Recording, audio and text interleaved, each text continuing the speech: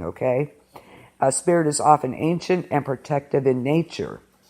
Its method of protection can often be interpreted as malevolent, but in reality, it could be a good force.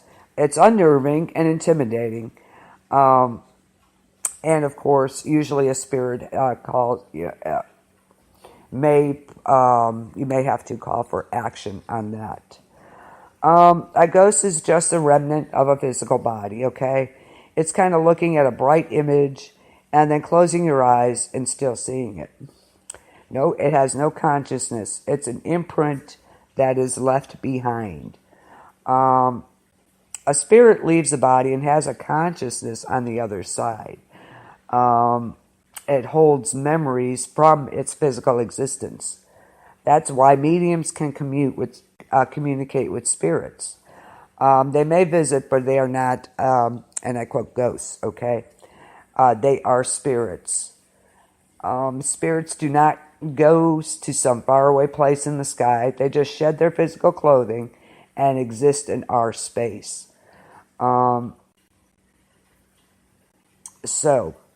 Ghosts and spirits are two different types of entities, okay? Ghosts are entities that can physically manifest themselves, okay? Spirits cannot. They don't have a person. They can't manifest into somebody, into themselves, okay? A ghost exists independently. A spirit will need a physical body to manifest itself. Do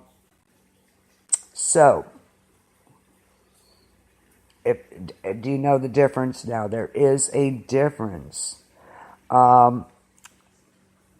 My take on it is a ghost is a psychic snapshot of a traumatic ordeal, like a terrible triple murder or something. There's no sentence, no identity. Ghosts do not interact with people. They just repeat. This is what they would call a residual haunting. It's like a loop of a movie. They just repeat over and over what has happened. Okay, these are ghosts. A spirit, on the other hand, it's the part of you that makes you different. It has a consciousness. Okay, if you're a restless sort, religious sort. A soul might also be the same as a spirit. Okay, so a spirit is what we see that can interact with us. We don't see ghosts, we see spirits. So that's the difference between the two. I like that. I like the description of a spirit. They travel from different realms. They've already journeyed on, and they can fluidly move back and forth and make themselves known to people.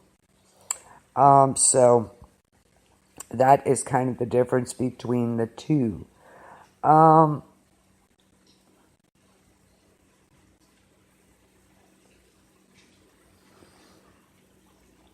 So that is that.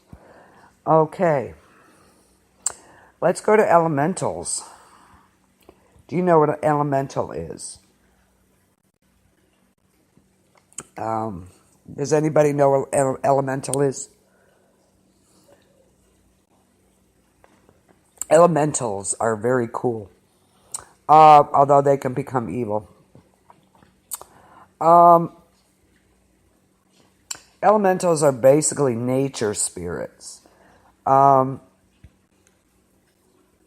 They come from the earth, so to speak. I'm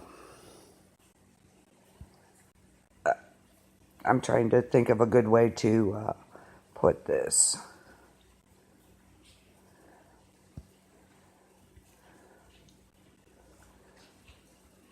They're from the earth. They can come from a tree, the ground, the grass.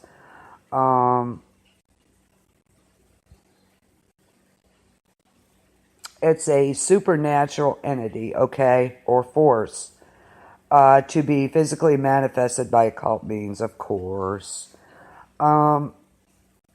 Elementals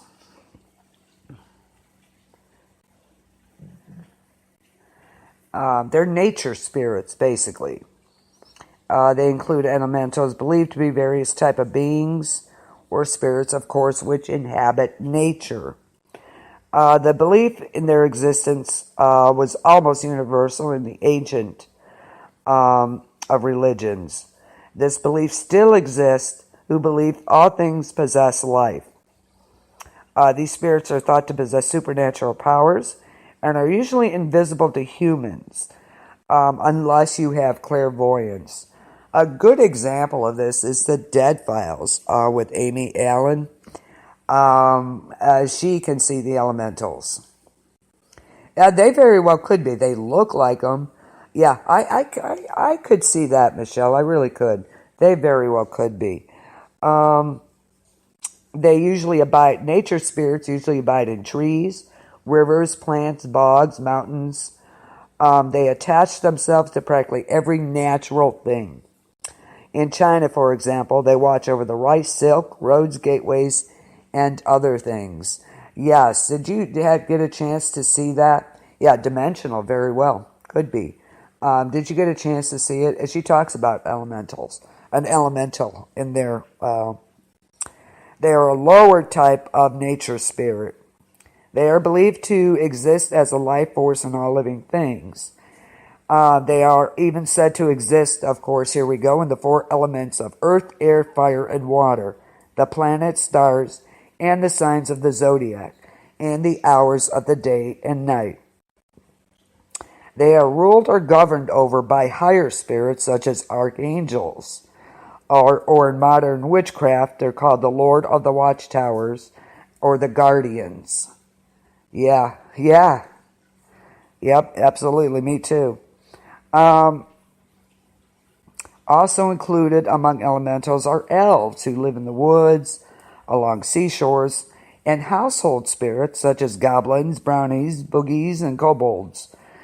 Sometimes fairies are included, and also mannequins, which are male fairies, having the attributes of elves, gnomes, and brownies. In folklore, among many native North American tribes, water babies, they're small in human form, inhabit lakes, streams, springs, and other bodies of water. They're not malicious, but do at times play tricks on humans, and they are feared. Other types of little people, as they are called, do inhabit forests and mountains. Some are said to possess powerful medicine, which they frequently bestow on humans in times of need. Elementals do appear to clairvoyance and are easily recognizable. Many are claimed to wear clothes and jewelry. Gnomes are dwarfish, living in caves. Sylphs appear as butterflies. Undines as waves, and salamanders as lizard-like creatures that frolic in the flames. For the most part, elementals seem like nice, friendly little creatures of nature, but some people share a different viewpoint. The elementals are classed as nature spirits, okay?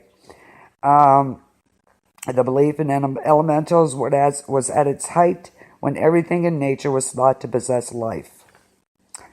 Of course, within the occult tradition, a child born of marriage bonds is not subject to demonic contamination.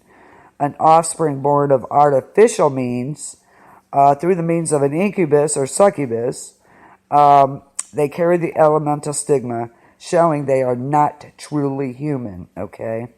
The pure elemental does not have the proper corporeality or material substance. Okay. Some believe elementals lack souls, and they seek to have a sexual union with humans to acquire a soul. Interesting. Folklore contains many tales of such prodigies, such as Hercules, Achilles, Plato, Alexander the Great, and Julius Caesar. Among them are French kings, although there are others. Some elementals are said to be deceitful and hateful toward human beings, and joy causing accidents and tragedies. And I believe this is the most type of elemental out there that they choose to do this because they can't be human. And I think they're jealous, so they attack. They can cause all types of things, causing accidents and tragedies. These entities are associated with ritual magic and set on psychic attacks. Unless they are dispatched when their mission is accomplished, they unnecessarily drain energy. They suck your life out of you. Okay. Sounds good. Sounds good, D. So, artificially created elementals are called thought forms. They are generally considered non-physical energies existing in an astral plane. So there you go. And they do affect the human aura, which can be seen by clairvoyance. So, elementals can be dangerous. They really can be.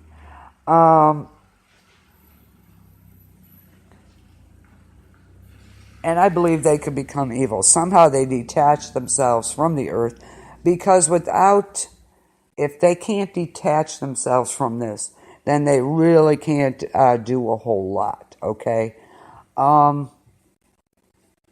But if they can detach themselves from the tree, from the river, from the lake, or whatever, they can cause some real havoc, okay?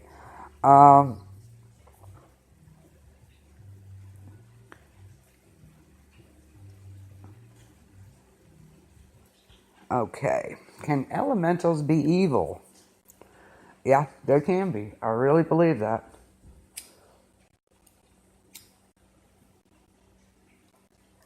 I don't know if you can hear it, but it's raining pretty good here. Anyway, let me see. Looking at my notes here.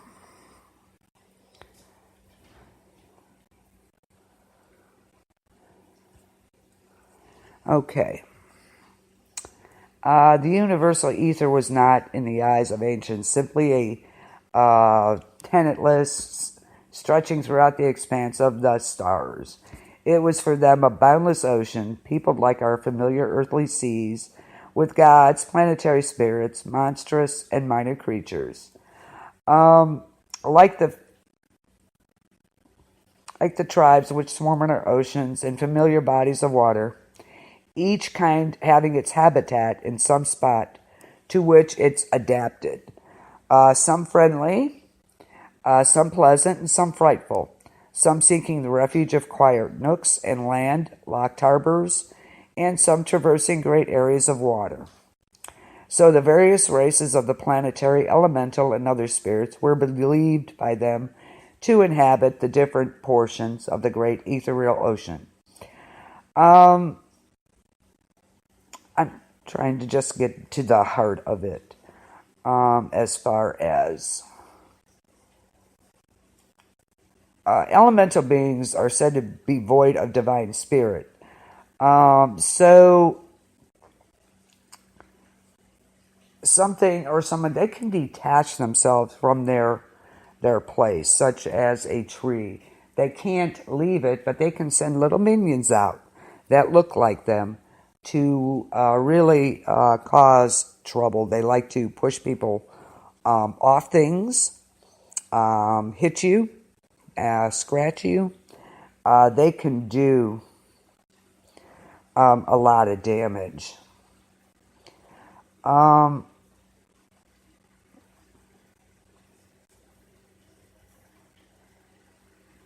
So it's not known how they get detached from their homes, so to speak.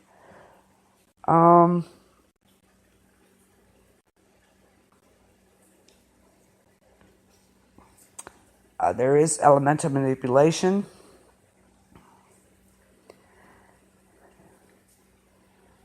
Okay.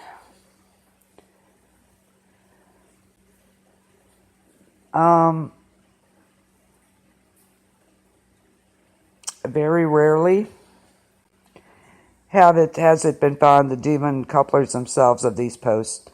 When they are present, one must fear the fire they cast from their fingers. The earth